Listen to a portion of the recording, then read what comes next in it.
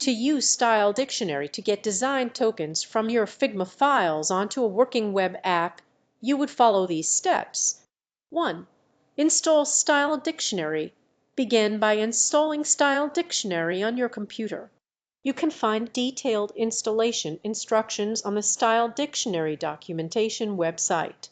2. Set up your project.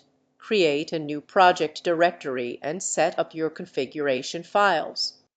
These files will define the structure and settings for converting your Figma design tokens into usable code.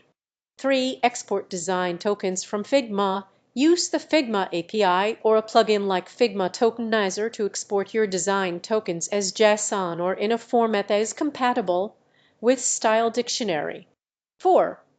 Define your Style Dictionary transforms. Write transform functions in your configuration file to specify how you want your design tokens to be transformed into CSS, SCSS, JS, or other formats for your web app.